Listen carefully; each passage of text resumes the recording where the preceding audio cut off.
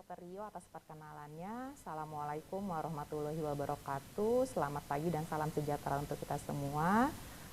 Terima kasih kepada Panitia Jakarta Diabetes Meeting yang telah memberikan kesempatan saya untuk berpartisipasi pada JDM pada tahun ini. Perkenalkan, saya Marta Rosana. Hari ini akan menjadi moderator dan pemandu kasus dalam kasus studi kita yang akan memulai sesi JDM pada hari ini. Hari ini kita akan bersama-sama berdiskusi dengan para ahlinya nih, jadi expert panelis kita, yaitu tadi sudah diperkenalkan Dr.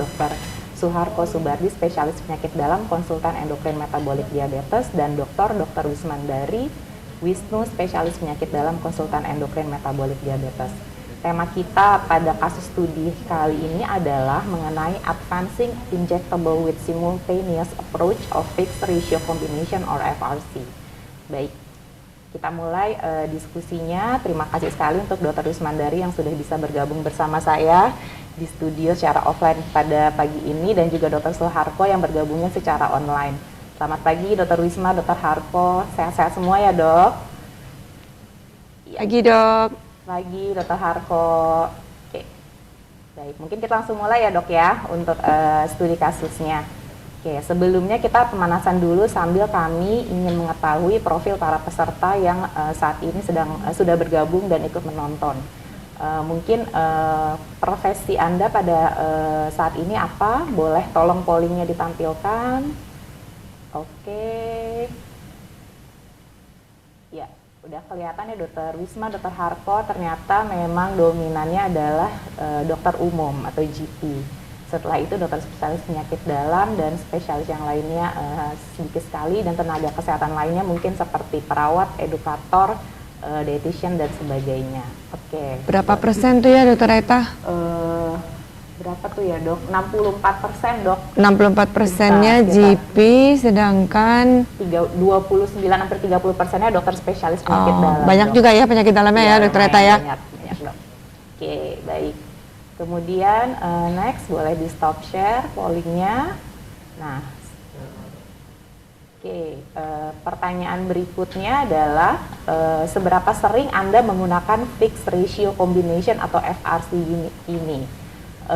Apakah belum pernah sama sekali, jangan-jangan juga baru pertama kali mendengar gitu, misalnya apa sih FRC ini, atau sudah pernah tahu tapi masih jarang, sekitar kurang dari 5 pasien, atau sudah cukup sering, atau sering sekali gitu, jadi pasiennya sudah banyak yang pakai FRC.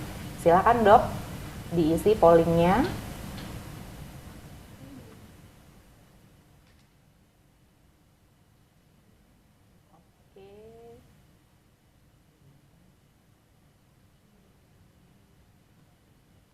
Mungkin dokternya lagi ngitung dulu nih Dokter Eta. Udah berapa ya pasien saya gitu. Jadi ragu nih, masih nunggu dulu nih, kita ngitung dulu berapa ya. Oke, ya udah masuk. Oke, jadi sekitar 33%. Ini yang jawab baru 3 orang Dokter Eta. Oh gitu, oh iya benar dok, benar baru 3 Ini baru orang. satu nih yang jawab, kita tunggu deh. Ini Apa pada masalah jaringan mungkin, apa masih jaringan, pagi. betul dok. Jangan-jangan nge-lag karena jaringan, jadi sebenarnya udah pada ngisi pollingnya. Nah ini baru. Oh, banyak yang belum pernah nih Dokter Eta. Iya betul sekali, walaupun masih sekitar 20-an yang mengisi, tapi udah kelihatan trennya ternyata lebih banyak yang belum pernah menggunakan sama sekali ya Dokter Wisma ya dan Dokter Tapi Harko. lumayan terbagi ya. Ada yang udah 5 orang, 5-10, ada juga yang udah cukup sering. Berapa orang tuh yang udah sering? 5 orang. 5 orang udah sering. Mungkin ini spesialis penyakit dalam ya dok, atau yang tadi mungkin belum sempat ngisi, jangan-jangan sudah memang KEMD mungkin. Jadi udah sering. Karena internis juga masih banyak juga yang belum mencoba nih. Jadi mungkin ternyata masuk juga ke yang belum pernah nih ya Dokter Eta ya. Jadi yang belum pernah tetap memang lebih dominan ya Dokter Wisma ya, sekitar 40% belum pernah ternyata dari penonton kita pada saat ini. Oke, silakan boleh di stop sharingnya. Kemudian pertanyaan berikutnya nih, jika Anda jarang menggunakan FRC, apa alasannya? Apakah mahal, tidak, atau belum mengerti cara penggunaannya, mengerti caranya tapi belum pede, jadi udah tahu nih obatnya ada gitu, bisa diresepkan tapi nggak pede bagaimana cara memulainya, atau masih mau memilih lebih optimalkan oral dahulu. Ya, karena yang pertama kalau di dalam sistem kesehatan kita itu sangat masuk akal ya, nggak masuk BPJS. Betul sekali. Apa-apa harus mikir dulu, masuk BPJS nggak dok? Nah itu dia susahnya ya. Ternyata memang kelihatan tuh dominan tuh, karena teman-teman kita yang hari ini hadir, pagi ini hadir, tadi banyak yang GP, mungkin banyak yang di sistem kesehatannya menggunakan BPJS ya. Betul sekali Dokter Risma. Jadi ini kita udah 74 orang yang mengisi, memang sekitar hampir 50% menjawabnya karena mahal, tidak masuk dalam BPJS. Setelah itu juga sekitar 20-an% tidak atau belum mengerti cara penggunaannya. Baik. Jadi mudah-mudahan kita bermanfaat nih ya, karena banyak yang nomor 2 nih, tidak atau belum mengerti penggunaannya. Oke, betul dok. Jadi mudah-mudahan setelah mendengarkan case tadi ini jadi tahu bagaimana cara menggunakannya dan bisa jadi pede gitu. Iya, betul sekali. Mudah-mudahan, amin. Terima kasih dokter-dokter semua yang sudah mengisi pollingnya. Oke, berikutnya ini sebagai pendahuluan bahwa kita ketahui bahwa DM tipe 2 itu adalah merupakan penyakit kronik yang progresif. Jadi seiring bertambahnya waktu itu sebenarnya akan bisa memburuk kondisi profil gula darahnya dengan berbagai patomekanisme yang mendasarinya. Nah, selama ini pemberian terapi kita yang bentuknya sekuensial, pendekatannya itu kadang akhirnya menunda-mendelay kita untuk mengintensifikasi pengobatan, sehingga akhirnya keburu kendali gula darahnya itu belum pernah tercapai target atau udah keburu terjadi komplikasi. Kalau dari gambar ini bisa kita lihat bahwa rata-rata kita sendiri para dokter untuk menambah jadi OAD kedua setelah OAD single itu bisa sampai 1,5 atau 3 tahun, apalagi untuk menambah OAD ketiga atau sampai untuk menambah insulin itu ternyata sampai butuh 6-7 tahun. Akhirnya pasien itu mungkin sudah jatuh ke komplikasi yang terjadi karena kendali glikemiknya tidak tercapai. Oke, jadi seperti yang kita ketahui juga bahwa patomekanisme yang mendasari terjadinya hiperglikemi pada DM itu banyak jalannya ya Dr. Wisma, Dr. Harkos. Saat ini kita mengetahuinya sebagai egregious 11. Nah, oleh karena itu, karena multiple patofisiologi ini, sehingga multiple terapi itu mungkin dibutuhkan pada seorang pasien dalam seumur hidup perjalanan penyakit diabetes mellitus sendiri untuk mengatasi hiperglikemi dan komplikasi yang lain. Oke, mungkin itu pendahuluannya. Nah, berikutnya kita masuk ke kasus ilustrasinya nih Dr. Wisma dan Dr. Harko. Ya. Jadi ada seorang pasien perempuan 56 tahun, sudah diketahui diabetes tipe 2 sejak 6 tahun yang lalu. Saat ini kondisinya pasiennya berat badannya 72 kilo dengan BMI-nya 28. Jadi obes nih Dr. Wisma dan Dr. Harko. Beliau pekerjaannya banker, jadi memiliki, katanya mengakunya sedentary lifestyle. Jadi mungkin tidak aktif berolahraga, kebanyakan kerjanya duduk di kantor ya. Nah, kemudian suatu saat datang ke klinik rawat jalan. Ini Dokter Eta sebentar, ini kenapa di layarnya kayak gini? Boleh? Oh, oke. Ya, oke. Terima kasih Dokter Wisma. Perhatian. Oke, mohon maaf para peserta, kesalahan teknis sedikit. Ya, kita lanjutkan. Jadi pasiennya kemudian datang ke klinik rawat jalan, komplain bahwa ternyata gula darahnya kok makin lama makin tinggi nih. Kemudian jadi sering terbangun malam hari untuk buang air kecil dan akhirnya juga sering merasa haus. Terus pasiennya melaporkan bahwa beliau melakukan SMBG di rumah. Gula darah postprandial paginya itu sekitar 190 sampai 250 dan biasanya kalau setelah makannya 190 sampai 280 kisarannya. Nah, ini adalah profil lab terbarunya. Jadi memang fasting blood glucose-nya 191, postprandial glucose-nya 235 dan A1C-nya masih 8,9%. Jadi dua-duanya tinggi ya Dokter Eta ya? Iya, betul. Puasanya tinggi, postprandialnya juga masih tinggi ya? Iya, betul. Jadi belum mencapai target dua-duanya ya Dok, dan A1C-nya juga masih 8,9%. Iya. Oke, tapi fungsi ginjalnya di sini terlihat masih bagus ya Dok, masih IGFR-nya 99. Jadi paling enak pasien begini kita jadi bisa milih obat apa aja, masih bebas ya Dokter Eta ya? Jadi nggak terbatas ya Dok, kita udah kalau kreatininnya udah turun, udah naik maaf terus IGFR turun, pusing. Udah bingung kita. Terbatas, betul Dok.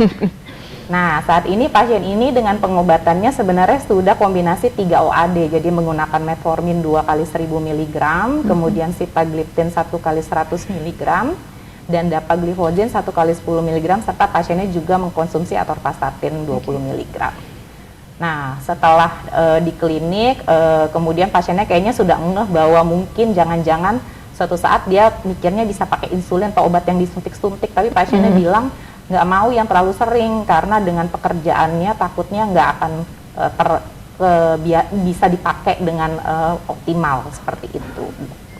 Nah, oke. Pertanyaan berikutnya untuk para peserta polling berikutnya. Nah, apa yang mau kita lakukan pada pasien ini selain tentu saja kita mengedukasi dulu pasiennya untuk lifestyle modification. Jadi kita arahkan dietnya seperti apa dan kita edukasi untuk olahraga.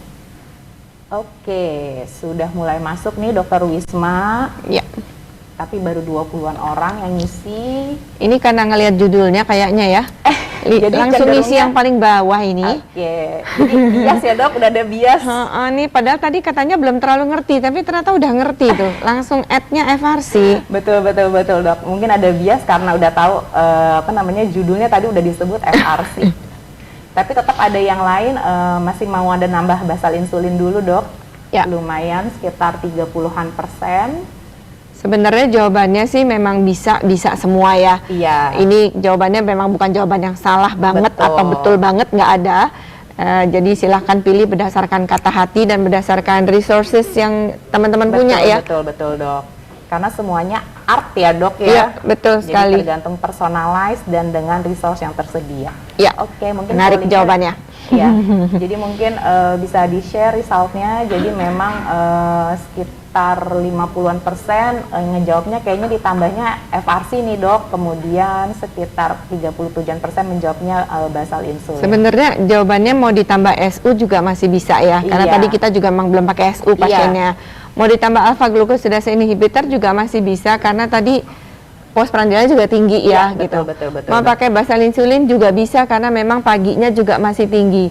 Mau ditambah FRC yang paginya kena, yang postprandialnya juga kena gitu. Jadi sebenarnya semuanya nggak ada yang salah, nggak ada yang betul gitu ya, nggak ada yang salah gitu. Nggak ada yang absolut ya Dok ya. Iya betul. Oke, ya. Oke, terima kasih. Kemudian ya selanjutnya tadi udah bicara FRC nih ya. Kira-kira FRC ini kan tadi teman-teman banyak yang belum ngerti sebenarnya. Mungkin kita bisa minta bantuan Dokter Suharko ya. Betul, Dokter Suharko. Mungkin Dok bantu tadi. Jadi dari polling pertama kita dominannya memang tadi dokter umum Dok. Pesertanya saat ini yang masih menonton. Kemudian ada masih banyak yang belum tahu atau belum pernah sama sekali tahu FRC itu apa. Mungkin bisa bantu Dokter Suharko. Jadi apa sih sebenarnya FRC itu, kemudian mungkin ada namanya FDC, nah itu bedanya apa tuh semuanya Dok? Ya. Definisinya. Silakan Dokter Harko. Di slide lagi kali ya. Definition itu adalah kombinasi antara dua obat yang sudah tertentu kadarnya sehingga fix ya. Nah dalam hal ini yang kita bicarakan pagi ini adalah fix antara insulin kerja panjang dengan GLP-1 reseptor antagonis, dimana kita tahu bahwa pengaturan gula itu sebenarnya kan kuncinya ada di gula puasa. Nah, gula puasa itu kendalinya ada atau yang bisa mengendalikan itu ada pada kerja panjang, yang ada di dalam kombinasi ini ya. Nah, kemudian obat satunya adalah GLP-1 reseptor antagonis. Dalam hal ini golongannya namanya lixisenatide ya. Nah, dua obat ini dikombinasi sehingga kita ingin mendapatkan manfaat dari keduanya. Kita tahu bahwa tadi insulin kerja panjang akan mengendalikan gula puasa, sementara kalau GLP-1 reseptor antagonis juga akan membantu sekresi insulin, tetapi juga ada faktor-faktor lain atau keuntungan lain yang bisa dimanfaatkan ya, misalnya terhadap hasil kardiovaskuler ya, itu dia akan memperbaiki, kemudian pada sistem pencernaan ya, dia akan mengatur irama dari membantu mengatur irama dari sistem pencernaan tadi. Ya. Kemudian juga faktor lain yang sangat penting adalah tidak menaikkan berat badan atau bahkan menyumbang penurunan berat badan, karena kita tahu bahwa efek samping dari insulin adalah menambah berat badan, sementara kalau GLP-1 reseptor antagonis ini adalah mengurangi berat badan. Iya, baik, Dr. Harko. Jadi intinya FRC itu adalah kombinasi dua jenis obat anti diabetik yang bentuknya injectable ya dok ya. Jadi mungkin kalau tadi Dr. Harko penjelasannya udah advance banget ya, langsung menjelaskan FRC yang kita mau bicarakan ini. Tapi mungkin secara konsep, karena tadi kayaknya masih banyak yang belum ngerti ya. Jadi kita bedakan dulu, kalau misalnya free combination itu satu obat minumnya ya udah kapan aja, boleh bareng boleh enggak gitu ya. Tapi kalau yang namanya FDC itu lain lagi, itu adalah fixed dose combination. Itu adalah dua obat dijadikan dalam satu tablet. Nah, kalau ini FDC itu bentuknya tablet ya teman-teman. Nah, kalau FRC itu dua obat juga tapi digabungkan dalam satu injeksi. Jadi dalam satu kali suntik isinya dua tapi injeksi. Kalau FDC tablet. Bedanya mungkin di situ. Kalau yang Dr. Harko tadi itu FRC yang isinya basal insulin dan GLP-1 reseptor agonis. Tadi efek-efeknya sudah sangat jelas dijelaskan oleh Dr. Suharko. Iya, baik. Terima kasih Dr. Suharko. Nah, berikutnya dok, bagaimana posisi dari FRC ini sendiri di guideline-guideline yang sudah ada pada saat ini dok? Ya, slide. Ya dok, jadi sebenarnya kapan kita bisa memulai penggunaan FRC atau komponennya sendiri yang ada di dalamnya gitu. Jadi seperti tadi kan sudah disebutkan komponennya itu adalah insulin basal dan GLP-1 reseptor agonis. Itu bagaimana Dr. Harko dok? Ya, jadi dari berbagai guidelines sebenarnya pilihan masih first choice itu metformin ya. Kemudian kalau ada kontraindikasi atau mungkin mual dan sebagainya, sebenarnya GLP-1 reseptor antagonis sudah bisa menjadi pilihan pertama gitu ya pada monoterapi ya. Baik dok. Kalau dari guideline kita yang lokal nih dok, dari Perkumpulan Endokrinologi Indonesia Perkeni, juga tempatnya ada ya dok ya? Nah itu kan di monoterapi itu ada tuh GLP-1 reseptor antagonis paling bawah itu ya. Kemudian juga nanti kalau kurang berhasil dengan monoterapi, kita menggunakan kombinasi dua obat, maka masih juga bisa menjadi pilihan ya, GLP-1 reseptor antagonis dan sekaligus basal insulin sudah masuk itu di situ. Baik dok, jadi sebenarnya dengan kombinasi dari awal monoterapi kalau misalnya belum tercapai itu juga sebenarnya sudah ada posisinya ya dok ya di panduan kita ya dok. Mungkin Dr. Eta kalau saya boleh sedikit kembali ke slide yang sebelumnya ya, yang ADA itu kalau kita sudah berpikir bahwa ini ada indikasi untuk terapi injeksi, kita kalau dilihat dari gambar ini kita enggak, kalau dulu kan terapi injeksi ya insulin selalu nomor satu, tapi kalau di guideline sekarang enggak. Kita bahkan kalau memang udah indikasi kita bisa injeksinya tuh GLP-1 duluan gitu loh. GLP-1 reseptor agonis dulu, kemudian baru insulin, itu bisa. Jadi tidak selalu kalau kita berpikir ini indikasi untuk injeksi itu harus insulin dulu gitu. Nah kalau di guideline kita boleh yang Perkeni. Nah kalau yang di Perkeni ini sebenarnya nggak ada nih tulisan-tulisan injeksinya di sini belum keluar ya. Tapi kita boleh lihat di nomor 3 catatannya yang di kotak di bawah.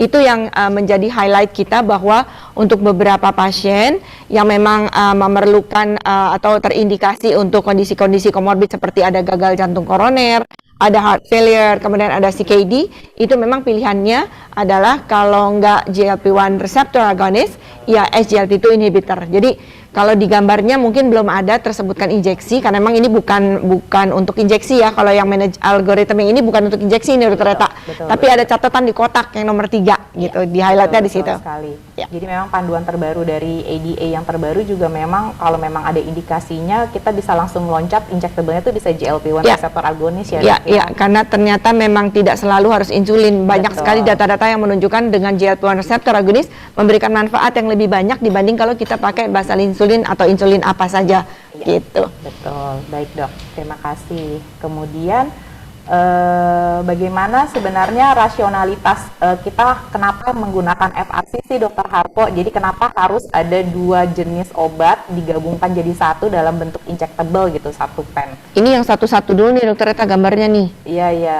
Ini yang GLP-1 sendiri kayak apa, yang basal insulin kayak apa gitu ya? Iya, jadi mungkin di sini bisa dilihat bahwa ternyata ya Dokter Harko ya, kalau misalnya diberikan GLP-1 reseptor agonis sendiri dulu, sama diberikan basal insulin sendirian juga dulu, ternyata untuk mencapai HbA1c-nya itu kurang dari 7% juga masih rendah ya Dokter Wisma ya, ternyata ya. Kayak gitu, jadi memang kurang baik. Nah, sehingga akhirnya dianggap bahwa ternyata kalau single injectable itu ternyata efikasinya juga kurang baik. Oleh karena itu ada rasionalisasinya akhirnya untuk menggabungkan 2 bentuk obat yang injectable itu dalam satu pen. Seperti itu ya Dokter Wisma ya? Iya, betul. Jadi probabilitasnya untuk mencapai HbA1c yang kita pengen itu ternyata nggak seperti yang kita harapkan kalau kita pakainya satu-satu ya Dokter Eta ya. Pakai GLP-1 reseptor agonis tuh kayaknya bagus tuh ya gitu. Tapi pakai insulin bagus sekali tuh gitu. Tapi kalau pakai GLP-1 juga bagus. Tapi dengan kedua bagus ini bagaimana kalau kita pertimbangkan untuk digabung. Nah, ini kalau sendiri-sendiri ya Dokter Eta ya. Sendiri-sendiri. Tapi kalau dilihat dari HbA1c-nya tuh gimana ya Dokter Eta? Iya, kalau dari HbA1c-nya jadi memang kalau misalnya yang pakai GLP-1 reseptor agonis ini warnanya memang agak mirip-mirip ya Dok. Jadi yang paling bawah kayaknya yang HbA1c yang paling besar. Lebih dari 9, jadi 9 ke atas. Yang ini adalah 8 sampai 9, yang ini adalah lebih dari 7 sampai 8. Jadi memang probability-nya itu makin lama memang lebih bagus yang pakai GLP-1 reseptor agonis ya Dok ya, dibandingkan. Jadi pencapaiannya memang untuk A1C yang di level 7 sampai 8-nya lebih tinggi dibandingkan dengan insulin basal sendirian ya Dok ya. Yang insulin basal ternyata achievement-nya nggak terlalu bagus ya Dok ya. Iya, jadi dalam 24 bulan ini ternyata dalam 2 tahun ya, kalau ternyata nggak mencapai target yang kita inginkan, ya itu berarti ke depannya udah makin jelek aja deh gitu ya. Jadi kita harus mulai pertimbangkan bahwa mungkin nggak bisa sendiri-sendiri nih kalau kita berikan terapi seperti ini. Ini mungkin tadi yang menyambung bahwa kita kalau sequential approach-nya kadang suka seperti ini, terlambat ya Dok ya. Satu-satu aja fokus sendiri-sendiri gitu ya. Baik. Nah, tadi kan kita udah ngomongin FRC nih, Dokter Wisma. FRC itu sekarang yang ada tuh apa sih Dok bentuk gabungannya itu? Jadi kan tadi katanya 2 obat anti diabetik bentuk injectable digabungkan dalam satu pen. Yang sekarang ada itu apa sih Dok? Ya, jadi menariknya di sini tadi kita udah lihat data satu-satu kan ternyata kalau sendiri-sendiri nggak terlalu baik ya Dokter Eta ya. Jadi mungkin kita pertimbangkan gimana kalau kita gabung. Betul. Nah, konsep penggabungan ini sebenarnya sudah ada di dalam satu pen ini udah beberapa lama kalau di luar negeri Dokter Eta. Tapi kalau di Indonesia memang baru ada satu. Jadi kalau di Indonesia nih kita baru ada yang bawah. Jadi di luar tuh sudah ada basal insulin dengan yang long acting GLP-1 reseptor agonis dan itu IDEC lira ya. Jadi degludec dengan liraglutide. Sedangkan yang satu lagi adalah basal insulin dengan short acting GLP-1 reseptor agonis. Jadi kalau yang bedanya sama-sama dengan GLP-1 reseptor agonis, tapi yang satu pakainya yang short, yang satu pakainya yang long. Nah, yang punya kita sekarang di Indonesia yang Iglarlixy, yaitu yang Glargine ditambah dengan GLP-1 reseptor agonis yang short acting atau lixisenatide. Oke, baik. Terima kasih Dokter Wisma atas penjelasannya. Nah, berikutnya apa sih keuntungannya, terus rasionalisasinya juga kita menggabungkan kedua jenis obat ini, jadi kita berikan secara simultaneous gitu ya Dok, jadi bukan sequential satu persatu gitu. Apa benefitnya Dok sebenarnya untuk ke pasien Dok? Ya ini soalnya saya udah nebak ini kayaknya bakalan nanti ada yang nanya. Jadi bedanya long acting sama short acting apa? Gitu ya, pasti nanti ada yang nanya. Jadi sebelum ditanya kita jawab dulu ya Dokter Eta. Jawabannya seperti ini gitu ya. Jadi kita udah punya slide-nya. Jadi kalau misalnya basal insulin ya kita tahulah semua ya. Itu bisa tadi kayaknya Dokter Harko sudah menjelaskan sangat baik gitu ya, sangat lengkap. Kalau kita menggunakan basal insulin, kita akan menurunkan gula darah puasa. Tetapi sayangnya hampir semua lah ya, 99% kali orang yang menggunakan basal insulin itu akan mengalami peningkatan berat badan dan kemungkinan hipoglikeminya ada. Semua orang pakai insulin pasti kemungkinan hipoglikemi itu ada. Nah, kalau gitu, kalau kita gabung dengan GLP-1 reseptor agonis kayak apa? kita ngomongin yang long acting dulu ya. Kita ngomongin long acting itu dia akan meningkatkan sekresi insulin, kemudian dia akan menurunkan glukagon, sekresi glukagon. Itu akan berlaku di kedua GLP-1 reseptor agonis sebenarnya. Dua-duanya baik yang long yang short sama-sama begitu. Cuman fokusnya perbedaan yang sangat mencolok di antara long dan short adalah yang long itu lebih banyak menurunkan gula darah puasa, Dokter Eta. Sedangkan kalau yang short acting itu lebih banyak menurunkan gula darah postprandial. Dua-duanya juga baik menurunkan berat badan gitu ya. Jadi mungkin kalau kita kombinasi keduanya, yang tadi efek warna merah untuk basal insulin itu bisa dikurangi ya, weight gain-nya yang satu naik, yang satu nurunin, ya paling tidak mudah-mudahan netral deh. Gitu ya, syukur-syukur bisa turun ya, biasanya sih turun kalau digabung. Kemudian efek hipoglikeminya juga menjadi lebih kecil karena hipoglikemi yang diakibatkan oleh GLP-1 reseptor agonis itu sedikit sekali. Karena dia hanya akan bekerja kalau ada makanan masuk, sehingga efek hipoglikeminya kecil. Jadi itu jawabannya ya, kalau kita combine berarti saling mengisi kekurangan. Seperti suami istri, aduh. Jadi kalau basal insulin kan berarti kita fokusnya hanya ke basal insulinnya saja, sedangkan kalau pasiennya masih ada masalah dengan postprandial glukosnya yang excretionnya masih tinggi, berarti dengan kombinasi dengan GLP-1 reseptor agonis yang short acting ini memang sangat rasional. Udah ya, pas banget, pas banget. Ya. Baik. Nah kemudian ini mungkin tadi juga sebenarnya sudah dijelaskan ya Dok ya, jadi mungkin ada yang mau ditambahkan Dok dari sini? Kayaknya ini gambar yang tadi itu dijelaskan dalam bentuk gambar gitu ya. Jadi nggak apa-apa ya Dok ya. Nah terus kalau tadi dikatakan suami istri, mungkin suaminya yang glargin, istrinya yang GLP-1 reseptor antagonis. Oh gitu Dok. Ya. Alasannya apa Dok? Kita ingat Raden Ajeng Kartini RA kan juga. Oh baik Kak Dok. baik Dokter Harko, makasih Dok. Nah jadi tadi sebenarnya udah disebutkan ya Dok ya. Jadi ternyata keuntungannya apa aja nih Dok? Jadi kalau misalnya memang bentuknya yang sudah kombinasi, jadi misalnya tadi iGlar Lixi dibandingkan kalau separate, jadi digunakannya beda-beda agentnya. Ya ini expert opinion ya, expert opinion mengatakan kalau kita menginisiasi dengan iGlar Lixi dibandingkan dengan yang terpisah, itu ternyata akan sangat baik untuk orang-orang yang HbA1c-nya di atas 9 ya, dibandingkan dengan single injection alone. Kemudian orang-orang obes, kemudian orang-orang yang risiko untuk hipoglikemi, yang PPG-nya postprandialnya masih tinggi, dan yang ada keluhan GI effect pada saat dia menggunakan GLP-1 reseptor agonis yang sebelumnya. Jadi itu kita belum nyampe kayaknya ke situ. Jadi nanti kalau orang-orang udah pakai terapi, kan ada terapi yang tadi basal aja, ada GLP-1 aja gitu ya, ada sendiri-sendiri. Nah orang-orang yang pakai GLP-1 aja tuh biasanya mual banget. Nah itu bisa kita ganti jadi iGlar Lixi. Nanti kita akan ada contoh-contoh. Ada contohnya ya. Oke, baik. Nah sekarang kita balik lagi ke case illustration yang tadi ya. Ini sebenarnya sama Dok. Nah setelah tadi menjelaskan penjelasan yang udah sangat jelas dari Dr. Suharko dan Dr. Wisma, mungkin polling bisa ditanyakan lagi. Jadi kalau misalnya pasien yang tadi kita punya resource-nya ada, mau dikasih apa nih Dok? Oke.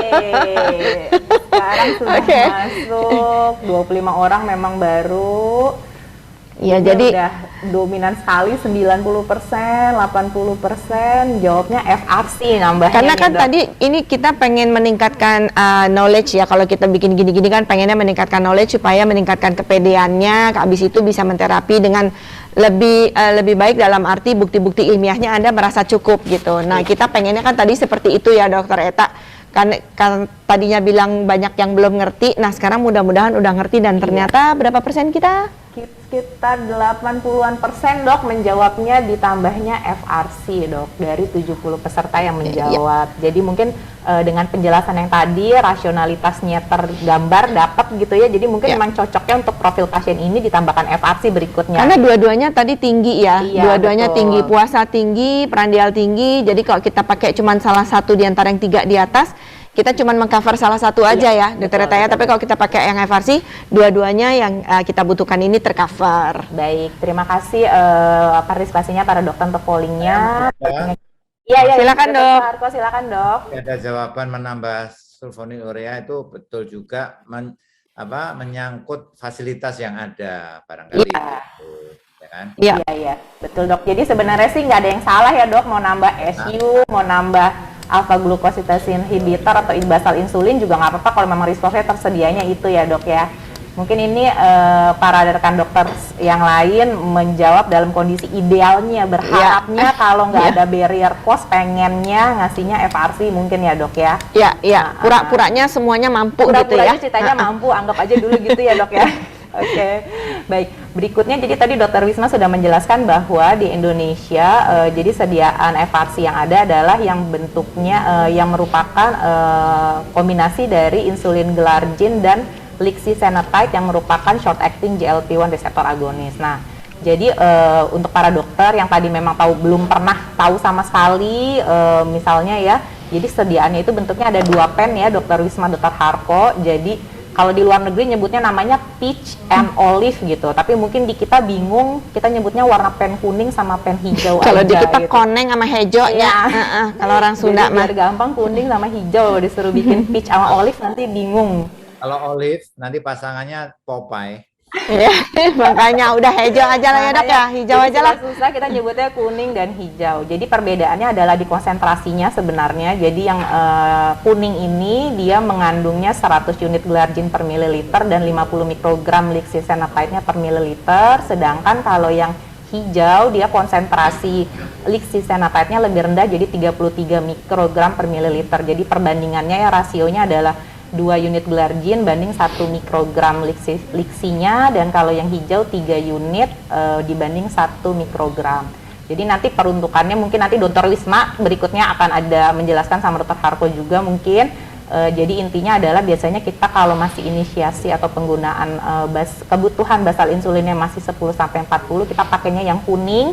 Yang hijau ini adalah untuk yang next step kalau kebutuhan basal insulinnya udah 30-60. Mungkin seperti itu. Nah, kemudian lanjut nih, bagaimana kita cara memulai menginisiasi menggunakan iGlar Lixi ini, Dokter Wisma? Ya, kalau tadi Dokter Marta sudah menjelaskan ada 2 macam, mungkin kita menjelaskan cara menggunainnya gimana ya, supaya lebih jelas ya. Jadi untuk pasien-pasien yang belum pernah pakai insulin, ya naif insulin, jadi udah pakai oral tapi belum pernah pakai insulin, terus dia menggunakan dosisnya itu masih kurang dari 30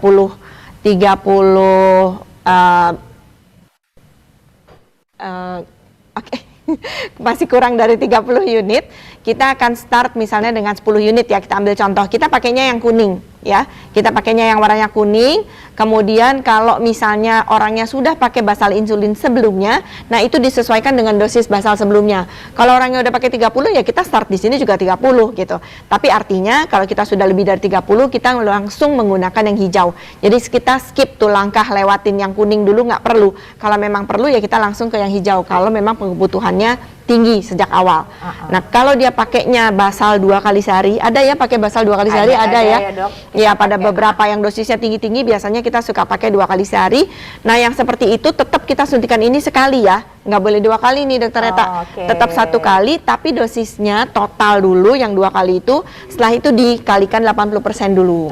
Jadi kalau totalnya 40, ya kita berarti 32 unit dulu. Nah, itu pakai yang hijau gitu. Nah, terus cara makainya gimana dok biasanya? Jadi disuntikinnya kapan dok? Kalau disuntikannya sebenarnya ini nggak ada gambarnya sih ya. Jadi ini kan seharian ya. Iya.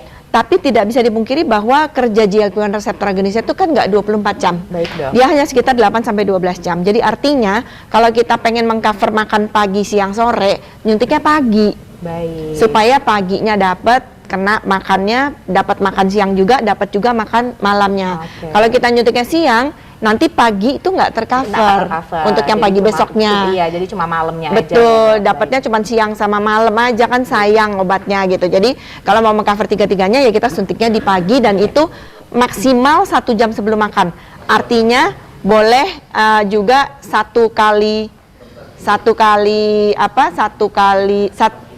boleh juga 30 menit. Oh iya, baik. Jadi 30 menit sampai 60 menit sebelum makan yang kita pilih ya dok? Iya, ini katanya ada pertanyaan loh. Iya, ada pertanyaan, betul dok. Ini tadi sudah dijawab nih sama dokter. Ada jadi pertanyaan dari dokter Yunir nih dok. Dokter Yunir kok nanya sih? Jadi beliau nanya, Liksi ini 2 kali sehari, Dok. Nah, tadi kayaknya udah dijawab sama Dokter Risma. Jadi dipakainya memang 1 kali sehari ya, Dok? Iya, 1 kali sehari, Dok. Karena memang kita juga pertama dari basal insulinnya sendiri juga kita secara umum kita pakainya 1 kali sehari. Dan GLP-1 reseptor agonisnya ini walaupun dia short acting, tetapi kita tidak harapkan penyuntikannya 2 kali dengan jarak yang pendek-pendek karena shortnya juga nggak short banget sebenarnya. Bukan short yang cuma 4 jam gitu, enggak gitu. Jadi dia bisa sampai 8 sampai 12 jam. Jadi memang tidak disarankan untuk penyuntikan 2 kali, Dokter Yunir. Dokter Yunir ini kayaknya ngetes ini. Jadi ya, Dok ya. Iya. Baik. Terus ada pertanyaan dari Dokter Lamsaria nih, Dok. Pemberian FRC ini masuk kompetensi dokter umum atau enggak, Dok? Dokter Harko. Dokter Harko gimana, Dok? Saya rasa setelah mengikuti ini dengan yakin kan bisa saja memberikan, kan tidak ada masalah ya dokter umum memberikan itu ya. Baik, Dok. Jadi nggak ada masalah ya, Dok, karena sebenarnya kompetensi dokter umum itu diabetes mellitus itu 4A juga ya, Dok ya. Iya. Walaupun yang perlu dirujuk itu yang sudah dengan penyulit yang sangat berat, yang perlu penanganan lebih lanjut. Jadi jika para rekan-rekan dokter umum setelah mengikuti ini udah pede, udah tahu indikasinya apa, bagaimana cara makainya, monggo silakan ya, Dok ya, untuk dipakai di pasien-pasien para dokter. Iya. Baik. Kemudian ada yang bertanya lagi nih, Dok, mungkin sekalian dari Dokter Raisa Christine, bagaimana dengan insulin long acting kombinasi dengan SGLT2 inhibitor dibandingkan dengan FRC? Jadi beliau kayaknya maunya dipakai insulin plus SGLT2 dibandingkan dengan FRC. Jadi ini sebenarnya agak topik yang lain ya, Dok ya. Jadi membandingkan dengan obat yang lain. Tapi ini selalu diperbandingkan memang. GLP-1 receptor agonist dibandingkan dengan SGLT2 inhibitor itu sesuatu yang sangat wajar. Sebagai dokter memang harus mengerti positioning dari kedua obat ini. Jadi pertanyaannya terima kasih. Bagus banget. Nanti mohon tambahkan ya, Dokter Harko ya. Jadi kita akan menggunakan SGLT2 dengan indikasi apa? Itu dulu. GLP-1 reseptor agonis indikasinya kita berikannya apa? Bukan masalah FRC-nya ya, Dok, tapi lebih kepada kita indikasi dulu nggak untuk SGLT2 inhibitor. Kita akan pakai itu kalau di guideline ya, kita akan pakai itu misalnya ada orang dengan heart failure. Itu pilihan kita SGLT2 inhibitor gitu ya. Atau orang yang dengan CAD. CAD itu juga pilihannya, nah itu kalau ini boleh dua-duanya. SGLT2 inhibitor boleh, GLP-1 reseptor agonis juga boleh gitu ya. Orang yang dengan CKD itu kita lebih prefer ke SGLT2 inhibitor. Walaupun ada data-data yang baru juga ternyata beberapa GLP-1 reseptor agonis memberikan perbaikan juga pada albuminuria. Sehingga kan pasti ke ginjal juga bagus. Jadi tergantung indikasinya. Yang lebih prefer kemana itu memang heart failure sih. Kalau heart failure itu kita lebih ke SGLT2 inhibitor karena sangat baik data sekarang datanya, itu tapi nggak semua SGLT2 inhibitor ya, Dok gitu. Hanya beberapa aja itu datanya sangat bagus banget. Jadi kalau Anda berpikirnya arahnya seperti itu, baru Anda boleh memilih insulin plus SGLT2 inhibitor atau FRC. Silakan pilih berdasarkan indikasi pasiennya, Dok. Dokter Harko bisa menambahkan, Dok. Iya, Dok. Silakan, Dokter Harko. Rasa saya tidak perlu menambahkan, sudah jelas sekali dijelaskan oleh Dr. Risma. Hanya memang pada studi dari fixed ratio obat ini memang belum ada yang dibandingkan dengan SGLT2. Tapi tadi sudah disampaikan Dr. Risma bahwa kalau kita mau mengkombinasi basal insulin dengan SGLT2, kita mesti tahu pada pasien yang mana gitu kan. Karena pengobatan diabetes ini kan individual. Iya, Dok. Tadi disampaikan oleh Dr. Risma bahwa pada mereka dengan comorbid misalnya heart failure dan chronic kidney disease, maka obat itu bisa menjadi pilihan. Kemudian. Jadi kembali lagi ke indikasinya ya, Dok, sebenarnya. Baik.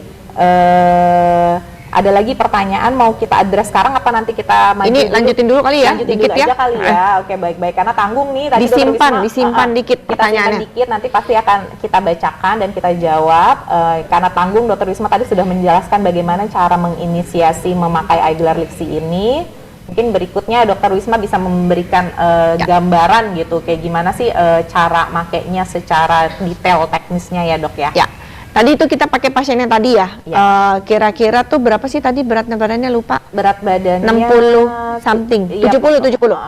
Beratnya 70. Jadi kira-kira kita pakai dosis insulin seperti biasa, Dok. Yang 0,1 sampai 0,2 unit per kilogram berat badan. Jadi kira-kira let's say 10 ya. Kita gunakan pakai 10 unit deh, 10 sampai 12 unit juga boleh. Kita gunakan start dari yang warna kuning kotak di atas tuh, Dok. Kita gunakan itu 10 unit ya, inisiasi. Memang dosis yang direkomendasikan untuk mulai pada pasien naif insulin itu sekitar 10 unit. Nah, kita naikkan dosisnya pelan-pelan, dititrasi sedikit-sedikit sampai terjadi gula darah puasa yang kita inginkan, sampai kita mencapai target.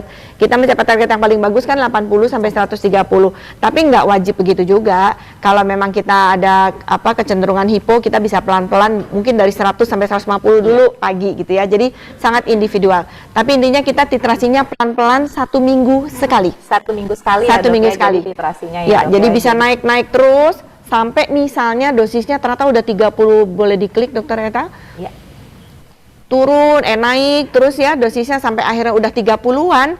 Pada saat itu kita sudah mulai berpikir ini nggak bisa terus pakai warna kuning, kita harus pindah ke warna temennya Popeye tadi ya Dokter Harko. Kita harus pilih ke olive kayaknya nih, kita pilih ke sana, iya nuhejonya gitu. Kayak sana saya orang Bandung jadi nuhejonya.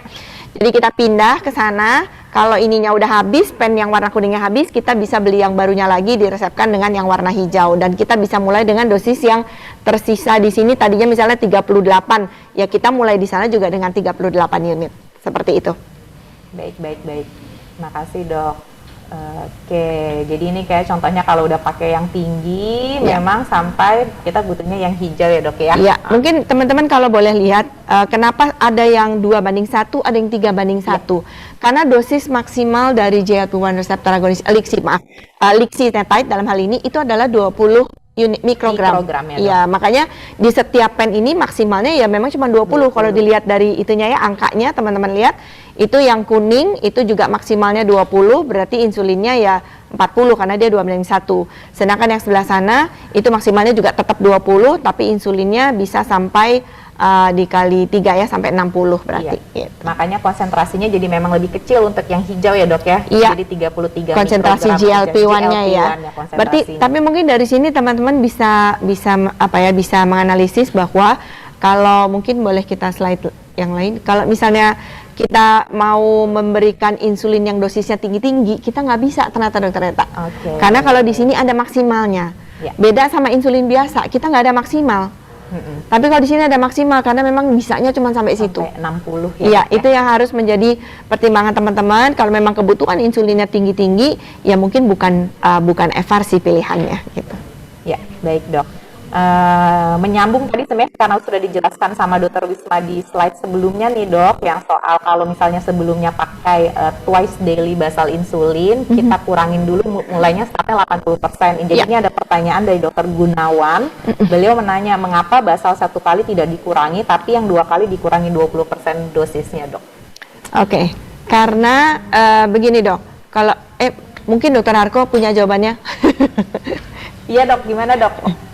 Ya, dari pengalaman dan hasil studinya. Jadi untuk switching dari basal insulin ke FRC, Dok, rekomendasinya kalau misalnya sebelumnya hanya basal insulin once daily, kita langsung switch dengan dosis yang sama, Dok. Jadi misalnya sebelumnya 20 unit, kita juga mulai FRC-nya di 20 unit. Tapi kalau penggunaan basal yang 2 kali sehari gitu, mungkin termasuk premix juga ya, Dok ya? Ya. Itu masuk kan ada insulin basalnya, 80% juga ya, Dok ya?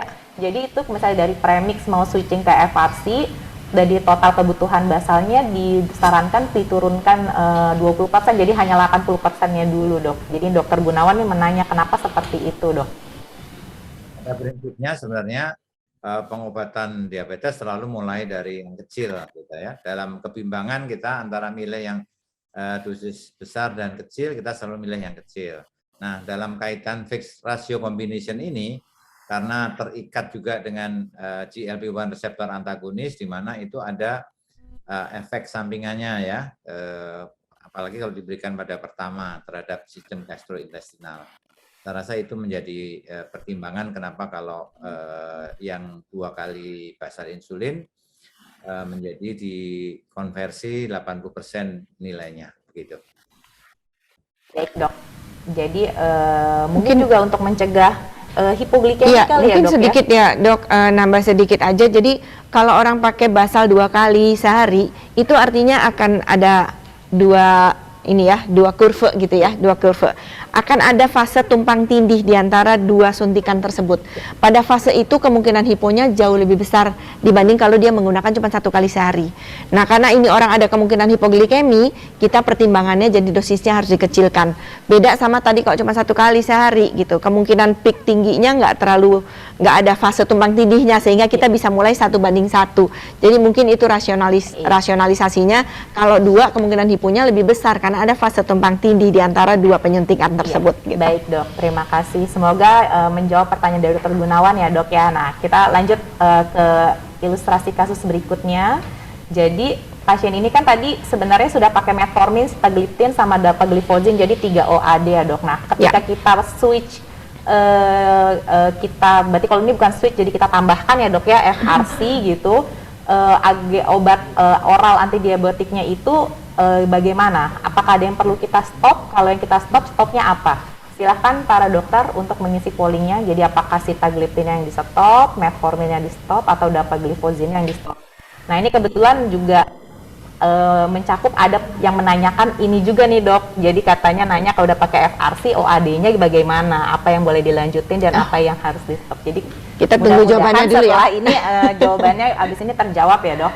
Jadi tunggu tanggal mainnya. Iya, Sebentar lagi keluar jawabannya dok, tanggal pertanyaannya mainnya. ya. Oke, sudah sekitar 60, hampir 70 responden yang mengisi. Nah, ini menarik nih dok, jawabannya hampir sama. Iya, agak-agak nggak ada yang, ya memang ada yang lebih di depan, tapi sekitar 47% menjawab stop sitagliptin, kemudian sekitar hampir 30% stop metformin, 20-an% juga hampir 30% menjawab stop dapagliflozin. Oke, jadi mungkin di sini lebih dominannya sitagliptin, tapi yang bilang banyak stop metformin sama stop dapagliflozin juga banyak ya banyak, dok ya. Iya. Oke, baik. Terima kasih. Pollingnya boleh kita tutup. Nah, bagaimana nih Dokter Harko? Jadi kalau sudah pakai FRC dok, obat oral apa yang harus di stop dan mana yang masih boleh dilanjutkan dok? Monggo dok. Ya, secara umum kita harus tahu bahwa sekarang yang sudah beredar obat oral untuk diabetes ini sudah ada 7 macam ya. Golongan insulin sekretagok, kemudian biguanide, kemudian acarbose, kemudian DPP-4 inhibitor, kemudian SGLT2. Nah, kita harus tahu bahwa dalam pengobatan kombinasi itu kita menghindari memberikan 2 obat dalam golongan yang sama. Misalnya dua-duanya sulfonylurea atau dua-duanya biguanide atau metformin. Jadi melihat ke terapi yang sudah diberikan pada pasien ini, ada metformin, sitagliptin, dan dapagliflozin. Ini kan golongan biguanide, golongan DPP-4 dan SGLT2 ya. Jadi mana yang sama, jadi ya DPP-4 kerjanya sama dengan GLP-1 reseptor antagonis ini, sehingga itu yang bisa secara logika itu yang mesti dihentikan karena terjadi duplikasi dalam hal ini ya. Baik dok, jadi yang di stop sitagliptin ya dok ya, dan sebenarnya memang ini sesuai dengan, kalau ini ada konsensus dari Eropa, jadi sudah memang merekomendasikan bahwa kalau sudah memulai FRC yang boleh dilanjutkan itu adalah metformin dan SGLT2 inhibitor ya Dr. Wisma ya. Jadi jangan di stop ya, tadi ada teman-teman yang stop metformin sama dapa, jangan. Jadi sebenarnya kerjanya saling melengkapi di pathway yang berbeda dari patomekanisme terjadinya DM tipe 2. Ya. Oke, selanjutnya, nah sama nih, kalau di Indonesia sendiri kabarnya memang dari Badan POM juga nantinya juga akan mengizinkan bahwa memang akhirnya Iglar-Lixi ini nantinya boleh dipakai bersamaan dengan metformin dan SGLT2 inhibitor ya dok ya. Dan sebelumnya indikasinya memang untuk start jika gagal OAD atau gagal insulin basal, plus gagal kalau misalnya sebelumnya sudah GLP-1 reseptor agonis sendiri, seperti itu ya dok ya. Oke, kalau untuk titrasinya sendiri tadi Dr. Wisma sudah mengatakan bahwa dilakukan titrasinya once weekly, jadi sekali seminggu. Kalau misalnya masih di atas target fasting blood glucose-nya, kita boleh naikkan dosisnya 2-4 unit ya dok ya? Ya, tapi jadi kalau diingatkan, ditekankan berdasarkan gula darah puasa. Ya dok, betul. itu targetnya. Jadi targetnya maksudnya titrasinya patokannya itu, jangan pakai yang perandialnya. Ya, kebetulan ada juga yang nanya nih dok, tadi dokter Aulia kalau nggak salah, jadi nanya kita pantaunya pakai apa? Jadi pakai fasting blood glucose. Terjawab ya, dokter Aulia. Jadi pakainya fasting blood glucose, titrasinya 1 minggu sekali, dinaik turunkannya 2-4 unit sesuai dengan target gula darah puasa yang secara umum 80-130, tapi bisa aja individualize tergantung pasiennya ya dokter Wisma ya. Jadi sebenarnya kalau udah biasa pakai basal insulin, ini bukan hal baru, udah gampang titrasinya. Ya. Baik dok. Nah ini lanjut lagi, jadi akhirnya pasien yang tadi dimulailah Aiglar Lixi, dia pakainya 12 unit, kemudian sudah lifestyle modification, akhirnya memang yang dilanjutkan metformin dan DAPA, terus akhirnya pasiennya sudah melakukan SMBG dan self titration sendiri dengan telekonsultasi dengan dokter. Sekarang kan eranya era digital ya, jadi bisa lapor via WA kepada dokter. Akhirnya dalam 3 bulan pasiennya itu membawa hasil SMBG 2 minggu sebelum ke klinik visitnya itu rata-rata seperti ini. Ini gula darah campur-campur sebenarnya, ada gula darah sewaktu, ada gula darah fasting atau ya pokoknya random. Nah, pasiennya memang belum sempat cek HbA1c, tapi kalau misalnya kita coba rata-ratakan, dapatnya sekitar 139 dan itu setara dengan HbA1c 6,5 ya Dr. Wisma ya. Jadi yang awalnya masih 8,9 dalam 3 bulan, sepertinya sih tercapai targetnya kurang dari 7. Ini kebetulan pasien saya nih Dr. Marta. Iya, dok. Jadi ini pasien teman dekat ya, jadi kita kontrolnya lewat WhatsApp gitu, dan terakhir beliau menggunakan sekitar 26 unit dengan ya dalam 3 bulan. Saya pikir ini suatu pencapaian lah ya gitu. Beliaunya senang, dan yang lebih menggembirakan lagi ada data yang satu lagi. Nah, beliau senang banget berat badannya turun ya dok ya. Jadi betul. yang awalnya memang dari awal berlebih, tapi lumayan turun 3 kilo dalam 3 bulan itu sudah lumayan mencapai target ya dok, 5-10% untuk turun berat badan. Baik. Nah ini kita agak ngebut, mohon maaf Dr. Wisma, Dr. Harko. Jadi sebenarnya ada case illustration lagi. Jadi ini intinya adalah pria 65 tahun, sudah diabetes 14 tahun, HbA1c masih 8,2%. Nah kalau kita lihat di sini prandial glukosnya yang tinggi sekali, masih lebih dari 150. Terus terapinya sudah pakai basal insulin, dosisnya juga sudah cukup tinggi 32 unit dengan ada OAD-nya linagliptin metformin. Pasiennya juga obes dan beliau juga concern dengan weight gain, mungkin selama pakai basal insulin berat badan juga cenderung naik terus. Betul, nah, betul. Selanjutnya bagaimana yang bisa kita lakukan kepada pasien ini? Nah, gimana Dr. Wisma? Kalau misalnya positioningnya dari konsensus kita yang baru di Indonesia seperti apa dok? Ya, baik. Jadi kalau tadi kita banyak sekali bicara dari guideline luar ya, ADA gitu tentang penyuntikan. Nah sekarang kita bicara tentang konsensus di Indonesia. Konsensus Indonesia ini memang mungkin ngelihat gambarnya agak rumit, tetapi fokus aja ada kiri dan kanan. Ya boleh, terima kasih. Yang sebelah kiri adalah untuk pasien lama yang sudah menggunakan OHO. Nah untuk pasien-pasien yang sudah menggunakan OHO ini tapi nggak terkontrol, Anda boleh pilih tambahkan yang warna hijau, itu adalah insulin basal. Kemudian boleh juga tambahkan co-formulation atau premix once daily dulu ya. Nah yang satu lagi terakhir adalah bisa langsung ditambahkan fixed ratio combination. Jadi artinya lagi-lagi di sini membuktikan tidak harus inisiasinya dengan insulin basal. Boleh langsung FRC, boleh langsung co-formulation, boleh langsung premix ya. Intinya itu. Kemudian nggak tercapai target baru kita intensifikasi. Nah kalau pasiennya kalau udah nggak tercapai, kita bisa intensifikasi dengan tambahkan 1 bolus, kemudian bisa premixnya jadi 2 kali, bisa juga kalau yang dari fixed ratio combination menjadi basal bolus. Ini untuk pasien yang belum pernah pakai insulin dan sudah pakai oral. Yang sebelah sana, yang sebelah kanan ya, sebelah kanan adalah untuk pasien-pasien yang sudah menggunakan inisiasinya dengan pasien diabetes baru yang belum pernah sama sekali menggunakan apapun, baik obat maupun dengan insulin ya.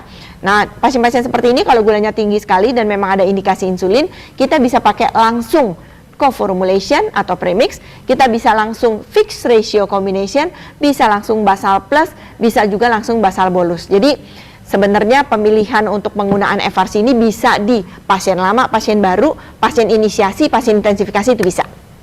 Ya, siap panitia. Baik, terima kasih Dokter Wisma. Oke, kita lanjut. Nah, jadinya kalau pasien ini dengan seperti yang tadi, kita rencananya mau pakai apa nih? Mungkin para dokter bisa di polling. Jadi apakah kita mau nambah GLP-1 reseptor agonis aja? Jadi tadinya udah pakai basal insulin dan ada OAD sudah dengan FDC juga ya dok ya. Kemudian apa mau langsung bolus plus atau jadi basal bolus, atau kita tambah lagi oral, atau kita switch ke bentuk fixed ratio combination. Jadi posisinya pasien sudah menggunakan basal insulin, betul. Tapi kita pengen mengintensifikasi karena prandialnya belum bagus, gitu ya. Kesimpulan kasusnya seperti itu. Ya. Jadi di sini dominan nih dok, hampir 80% menjawabnya switch basal insulinnya to fixed ratio combination. Jadi mungkin dengan rasionalisasi yang tadi sudah dijelaskan, jadi memang udah bisa membantu, apalagi fixed ratio-nya dengan short acting GLP-1 reseptor agonis yang memang membantu menurunkan postprandial glukosnya ya dok ya. Tapi semuanya sebenarnya boleh loh ini. Iya, makanya enggak. Jadi nggak boleh. Ada yang salah ya dok ya. Nggak ada yang salah. Adalah kondisi ideal kalau memang resource-nya ada semua ya dok ya. Kalau mau simple yang bawah. Tapi kalau mau tambah yang 3 di atas juga boleh, tapi memang kurang simple. Betul. Gitu. Jadi memang tujuannya FRC itu dia salah satunya juga simplifikasi ya dok ya, yang tadinya harusnya 2 pen terpisah jadi 1 pen. Oke, baik. Terima kasih. Pollingnya bisa kita tutup. Selanjutnya, nah ini sebenarnya sih nggak polling tapi udah kejawab juga, jadi udah switch basal insulin jadi FRC. Berarti kita tadi sepakat bahwa yang di stop tadi linagliptinnya ya dok ya. DPP-4 inhibitor, incretin based therapy nggak boleh 2, itu intinya ya, nggak boleh bareng. Cukup 1 aja, jadi kalau dari GLP-1 jangan DPP-4 inhibitor lagi, tapi metforminnya tetap lanjut. Nah kebetulan juga ada yang bertanya nih dok, jadi kalau misalnya udah pakai FRC terus masih lanjut metformin plus SGLT2 inhibitor, itu boleh diminumnya atau digunakannya bersamaan atau harus ada jeda jarak dok sebenarnya? Nggak ada ya dok, nggak ada. Jadi boleh bebas ya dok ya. Pokoknya kalau metformin sesudah makan gitu. Kalau DAPA boleh kapan aja. Yang ini 1 jam sebelum makan. Itu aja patokannya. Patokannya itu aja. Mau semuanya dibikin di pagi hari nggak ada masalah ya dok ya. Oke, baik, terima kasih dok. Nah kemudian berarti pasien ini jatuhnya tadi switching ya dok ya, dari basal ke bentuk FRC. Jadi awalnya totalnya 32 unit dengan 1:1 karena pasiennya basal once daily ya dok ya. Jadi kita langsung pakainya yang si hijau ya dok ya. Iya betul sekali. Udah 30-an ya. Jadi nggak ngelewatin kuning, langsung hijau. Jadi dia langsung pakai yang hijau ya dok ya. Oke. Jadi yang tadi udah dijelasin once daily dalam 30 sampai 60 menit sebelum makan. Ya. Idealnya pagi diharapkannya ya dok ya bisanya. Oke baik ya. Oke, nah kemudian untuk efek samping nih dok, ini banyak yang menanyakan juga di kolom chat ke dokter Harko mungkin dok. Jadi efek samping apa sih dok yang paling sering terjadi pada kalau penggunaan terutama sebenarnya GLP-1 reseptor agonisnya sendiri plus basal insulinnya juga tentu saja yang harus kita edukasi atau kita woro-woro dulu ke pasien gitu biar pasiennya nggak kaget saat kita ganti obat atau tambahkan obat baru. Silakan Dokter Harko. Warnanya salah nih, maaf. Yang monoterapi itu harusnya hijau. Yang monoterapi GLP-1 reseptor agonis yang hijau tuh, nah itu harusnya GLP-1. Ini harusnya yang FRC ya dok? Bukan. Itu yang GLP-1. Oke, ini GLP-1, ini yang FRC, kemudian ini yang basal. hanya basal insulin saja. Monggo mungkin silakan Dokter Harko menjelaskan dok terkait efek samping utamanya. Utama pada GLP-1 reseptor antagonis ini, efek sampingnya pada umumnya beberapa mengalami gangguan gastrointestinal yaitu berupa mual itu ya. Jadi itu yang harus disampaikan kepada pasien kita gitu ya. Nah, sementara pada pemberian insulin itu risikonya kan selalu ada hipoglikemi dan dalam jangka panjang sebenarnya semua insulin itu akan meningkatkan berat badan. Ya, itu yang mesti disampaikan sehingga manfaat menambahkan GLP-1 reseptor antagonis adalah melawan peningkatan berat badan satu dan kemudian hipoglikeminya bisa dikurangi, sementara ada efek samping kemungkinan tidak semuanya adalah mual tadi ya. Begitu. Baik dok, jadi memang dominannya adalah mual ya dok, biasanya GLP-1 reseptor agonis. Mungkin ada satu pertanyaan juga nih dok dari dokter, maaf siapa, intinya adalah jika dengan menggunakan GLP-1 reseptor agonis kemudian terjadi mual, itu apakah boleh ditambahkan agen-agen obat mual yang kita ketahui misalnya seperti domperidon atau PPI atau ondansetron. Nah itu bagaimana dokter Harko? Apakah boleh karena efek samping obat tertentu terus kita atasi dulu dengan obat yang lain atau bagaimana dok?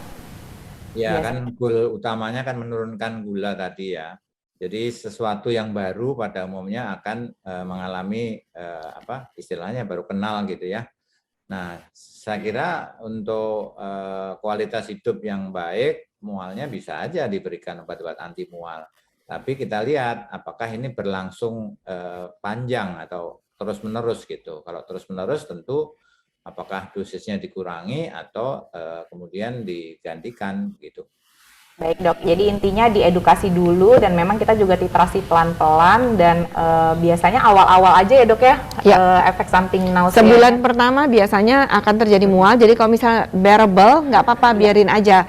Kalau emang boleh dikasih obat tapi dosis kecil nggak apa-apa, tapi kalau mualnya hebat atau dosis obat anti mualnya terlalu banyak, berarti dia bukan kandidat untuk FRC. Berarti memang tidak cocok untuk pakai GLP-1 reseptor agonisnya ya dok ya, jadi kita harus cari pilih yang lain. Jadi seperti intoleransi seperti itu ya dok ya. Oke, baik. Terima kasih sekali Dr. Soeharto dan Dr. Wisma atas diskusinya yang sudah sangat jelas. Jadi take home message-nya untuk diskusi kita kali ini bahwa ternyata sebenarnya mungkin penggunaan insulin basal sendiri saja sebagai intensifikasi atau injectable first line gitu ya belum cukup untuk mencapai kendali glikemik. Kemudian untuk clinical data sendiri FRC dengan iGlar-Lixi sendiri ternyata maksudnya menghasilkan dari studinya itu bisa mencapai kontrol glikemik yang lebih baik, kemudian ada efek baik penurunan berat badan dan juga better GI tolerability ya dok ya tadi ya dibandingkan kalau misalnya yang GLP-1 saja. Oke, kemudian nah ini adalah simple, jadi harusnya 2 obat diinjeksinya 2 pen ini digabungkan jadi 1 sehingga juga bisa membantu adherence pasien ya dok ya, seperti itu. Kemudian juga ini tadi jadi memang bisa dipakai untuk pasien-pasien yang memang sebelumnya naif insulin, jadi sebagai first injectable-nya yang sebelumnya belum terkontrol OAD, apalagi misalnya HbA1c-nya masih lebih dari 9%. Dan juga bisa merupakan intensifikasi dari yang sebelumnya gagal basal atau dengan GLP-1 reseptor agonis sendiri saja ya dok ya.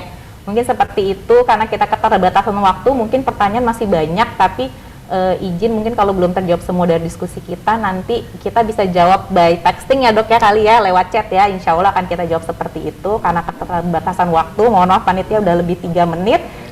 Jadi sekali lagi terima kasih kepada Dr. Soeharto dan Dr. Wisma atas terima kasih teman-teman. Semoga para sejawat yang mendengarkan yang tadinya masih banyak belum pernah atau belum pede bisa jadi mengetahui bagaimana cara penggunaan FRC ini dan bisa bermanfaat untuk pasien-pasien kita semua agar kendali glikemiknya tercapai ya dok ya. Amin. HbA1c-nya tercapai. Baik. Kalau begitu terima kasih sekali. Izin saya tutup sesi kasus diskusi pagi ini. Assalamualaikum warahmatullahi wabarakatuh. Waalaikumsalam. Selamat siang. Wabarakatuh. Terima kasih Dr. Harko, Dr. Eta, terima kasih Pak. Terima kasih Novi.